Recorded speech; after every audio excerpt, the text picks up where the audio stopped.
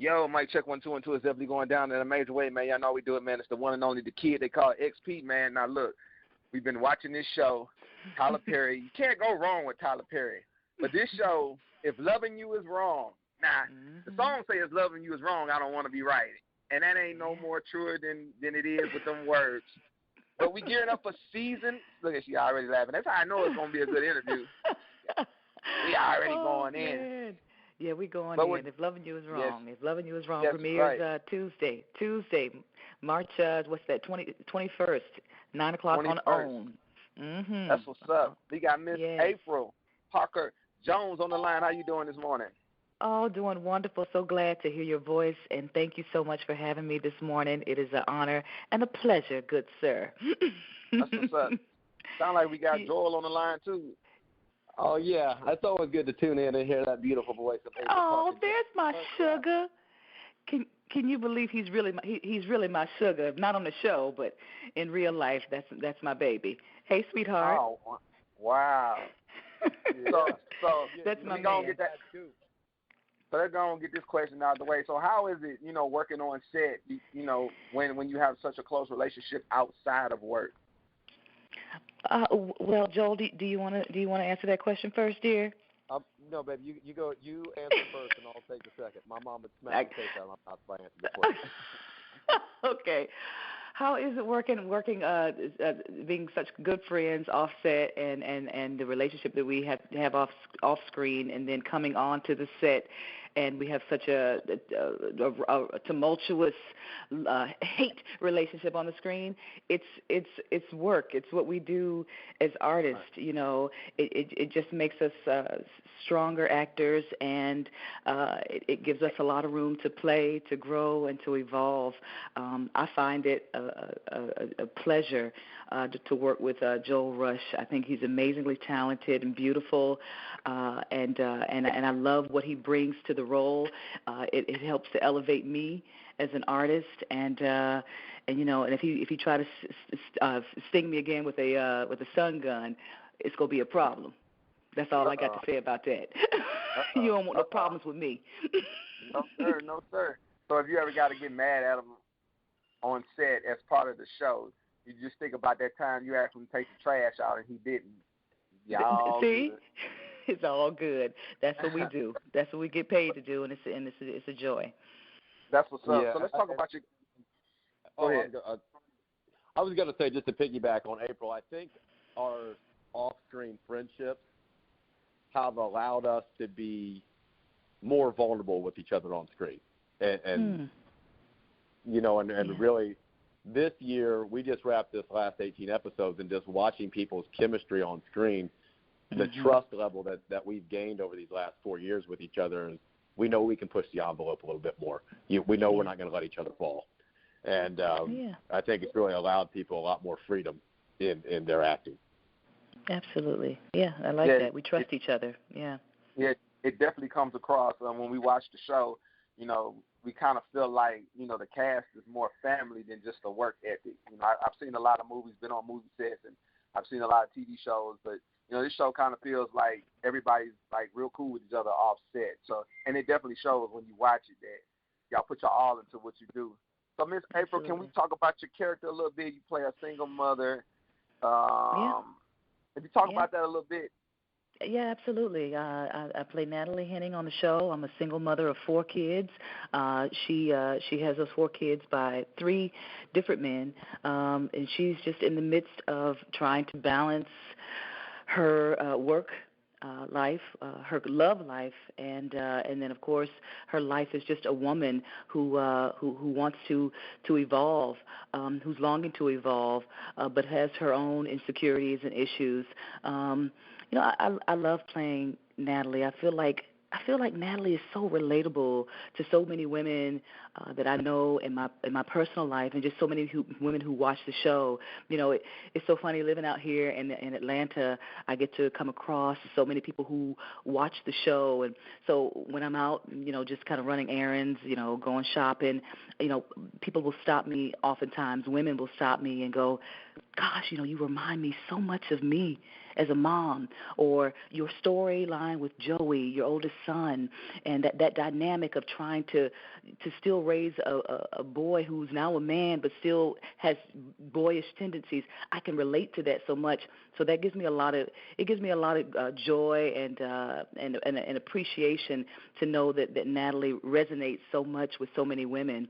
I don't think it's an accident at all that I'm also a mom and I get to play this awesome woman who'll definitely be evolving more as the episodes progress. But you'll all have to tune in to see what happens. That's what's up. Now, Joel, let's talk about your character for a moment. You portray a cop on the show, if I'm not mistaken. Yeah, I don't believe my. I do not believe that Eddie is as relatable as April's character, or at least I pray to God that he is not. I pray. That would be my prayer that I would put up to the world, that you cannot relate to this man. But no, the thing that I am always super impressed about, have always been, with working with Tyler, is this foresight that this man has. That none of us know where it comes from, but the first season,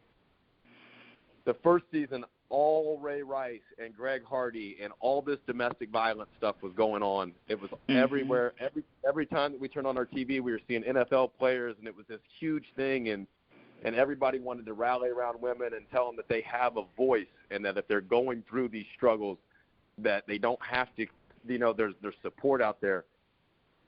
Now, how Tyler knew when we were shooting 7 months prior to Ray Rice or Greg Hardy or all that my storyline that first season was heavy domestic violence or control issues over my ex. Now, fast forward 3 years later, we're seeing what's going on with police brutality, especially in the African American community. It's everywhere. Now, how this man again has the foresight for the stuff that we shot last year to be every current issue that we're talking about today is stuff that we shot last year. Yep. True. I don't really. I guess it's I don't want to be the character that really puts these social issues in the forefront of the show, but at the same time I do. I'm so thankful for the opportunity that Tyler has this foresight where he can allow me to be the face of this is going on in our communities and needs to be addressed. Yeah. If it empowers battered women to get out of their situation and stand up for themselves and go get on their own 2 feet no matter what the cost, if it empowers people in their communities to stand up and let their voice be heard and not be battered around, I'm fine with that. I'm fine with playing this role. But what I want people to take away from the show is not just saying that Eddie's crazy. Eddie is crazy. Eddie is batshit crazy.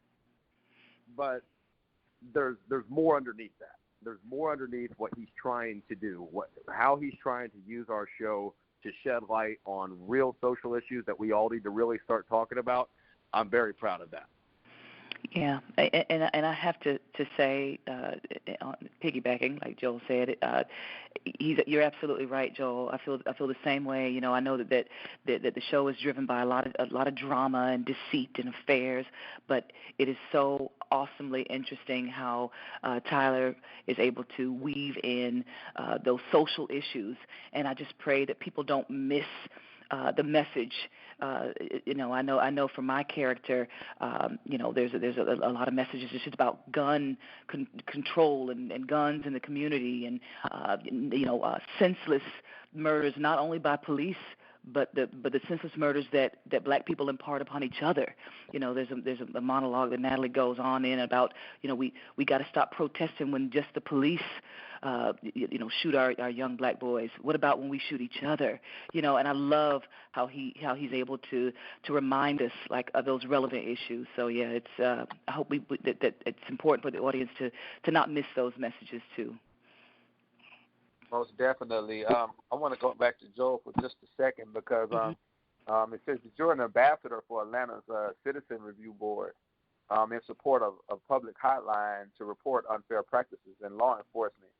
Here in the city of Memphis, we just had a big issue where we fought tooth and nail with city council to even honor that we have a Citizens Review Board. And we actually won, and we're the city's putting things in place to where we can have that relationship where citizens can feel like they have the right to call in and make complaints, where it's not police just policing other police officers saying, well, call this police officer, give him your message, and then he'll do or do nothing about it. So that's something we've been fighting for here in Memphis. And if you could just talk about that just a little bit. Well, yeah, again, it's something that I don't take lightly, that responsibility. The Atlanta Citizens Review Board is exactly what you're talking about. You're trying to mirror there in Memphis. And basically, that organization as well, as with all of these organizations, the reason I like to be a voice for that is because we do have a limited support. It's not like we have a lot of funding for these things. So what we want the community to focus on is, if a police officer hurts your feelings, please don't call us. But if there is wrongdoing, and we all know the difference. Right. If somebody rubs you wrong, you're going to have to let that slide. But if there is an officer coming in and using excessive force over unarmed, nonviolent, potential perpetrators, but if they are unarmed and nonviolent, and there is violence being brought to that situation from police officers, it has to be addressed. Period, point blank. It has to stop. Because if we can't trust the people that are supposed to be policing our communities, then there's this divide, and this divide that's going on in our country is way bigger than just police and community. It's starting to be black and white. It's starting to be Trump versus non-Trump. There's all these walls of division between us right now. And if you live in Atlanta, and I've been through Memphis, they're very diverse communities. So I don't know about all these old people, but it's love where I'm from. Most definitely. I mean, you know what? I mean, if you come to Tyler Perry Studios, if you walk on my set, if you come to the barbecues that April and I throw on the weekends, if you go down my city street, there is nothing but love here. I don't care who you love in your spare time. I don't care what your color of your skin is. I don't care your religious practices. Right. And that for me, the Atlanta the Citizens Review Board is just, for all of us. I take this platform so seriously. We have a voice. As actors, we have a voice, and our voice is supposed to move people. But as human beings in this time in our country, we all have a voice. Right.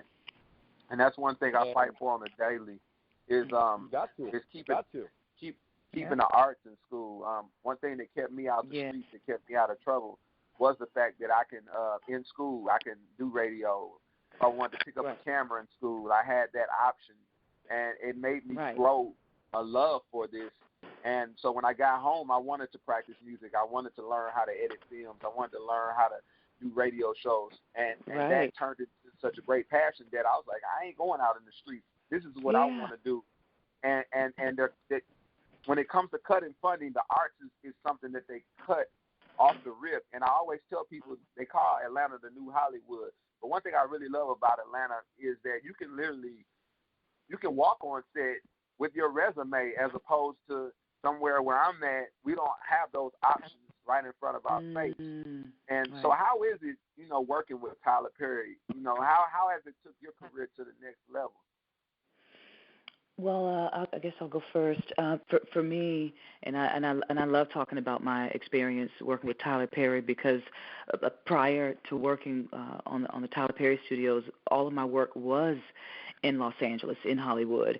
And as most shows go, most hour-long dramas go, when you're shooting a full season of 18 to 22 episodes, these things could take, onwards of up to 4 to 6 months to shoot.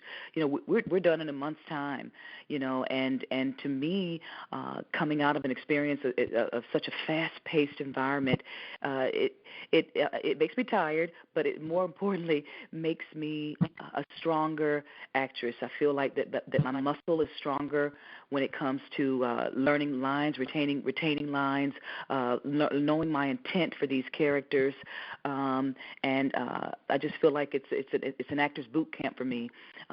It's also very inspiring to watch Mr. Perry working, and to see his work ethic. We don't see what's going on behind the scenes when these shows are being made, or we don't see what's going on behind the scenes when we see people on the cover of magazines or accepting their awards or living in their big houses.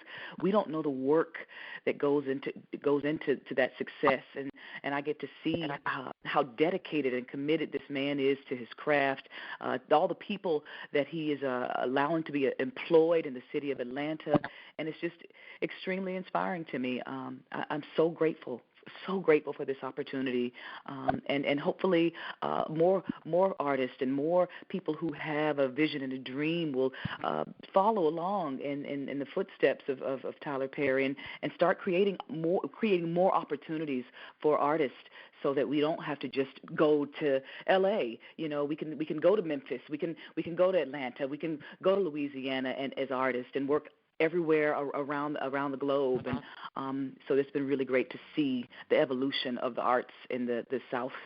It's been awesome. Wow, that's what's up. Did we lose her? And okay, there we are. Joel, if you could, before we get out of here, now I've been on this weight loss journey. I've been off meat for about 6 years. I've been vegan for 6 years. Wow! Congratulations. It's been a journey. But I wanted to get in shape. I wanted to really take my acting media career serious, and I was like, well, one of the things I want to do is I want to get more healthy and lose weight.